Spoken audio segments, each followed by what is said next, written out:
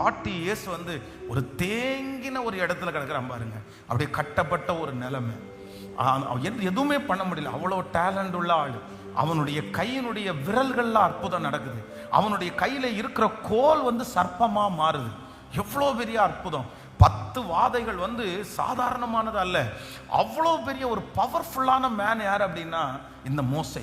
அவ்வளவு பவர் அவனுக்குள்ள இருந்திருக்குது.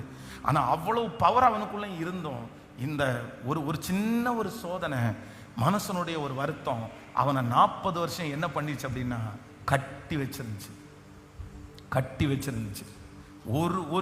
ஒரே ஒரு நெகட்டிவ், ஒரு நம்பிக்கை துரோகம், ஒரு பயம். அவனுக்குள்ள ஒரு பயம் வருது, என்னை கொன்றுவாங்களோன்னு ஒரு பயம் வருது. அங்க காட்டி கொடுத்தவனுடைய ஒரு நம்பிக்கை துரோகம் வந்து 40 வருஷம் எதுவுமே யோசிக்கல. ஆண்டவரிடத்திலே சொல்லும் போது மோசே என்ன சொல்றாரு அப்படின்னா, வேற யாரையாவது அனுப்பும், நான் வேண்டாம் ஆண்டவரே. இந்த சத்தத்தை கேட்கிற யாரோ ஒருத்தர் அப்படி சொல்லலாம்.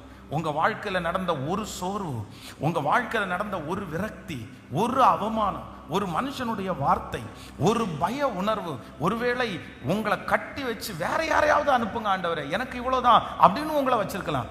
ஆனா ஆண்டவர் இன்றைக்கு கர்த்தர் மோசேயை அழைச்சது போல கர்த்தர் உங்களை அழைக்கிறாரு. என்ன அழைக்கிறார் அப்படின்னா, நீ இந்த இடத்தை விட்டு வெளியே வந்து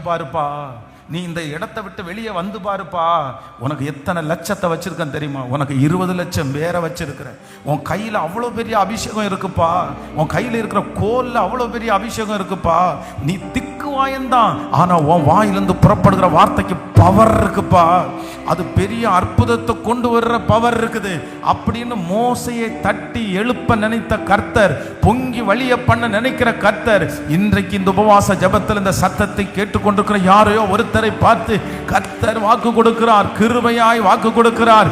கணுக்கால் அளவு அல்ல, முழங்கால் அளவு அல்ல, நீந்தி மூழ்கத்தக்கதாய் கர்த்தர் நிரப்ப போறார். மகளே, உன் கையில கர்த்தர் பெரிய அபிஷேகத்தை வச்சிருக்கிறாரு, உன் வாயில கர்த்தர் பெரிய அபிஷேகத்தை கர்த்தர் வச்சிருக்கிறாரு.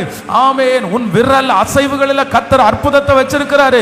உங்க கையில இருக்கிற சாதாரணமான சில காரியம் உன் பார்வைக்கு அது சாதாரணமான கோல், ஆனா ஆண்டவருடைய பார்வையிலே அது எதிரியினுடைய சர்ப்பத்தை விழுங்குற அளவிற்கு அந்த பவரை கர்த்தர் வச்சிருக்கிறார். கர்த்தர் சொல்லுகிறார், இனியும் அடைஞ்சு கிடக்க வேண்டாம், அந்த வார்த்தையை கேட்டு பயந்து அடைஞ்சு கிடக்க வேண்டாம். கர்த்தர் சொல்லுகிறார், நீ வெளியே வா, நீ வெளியே வந்து எனக்கு முன்பாக நில்.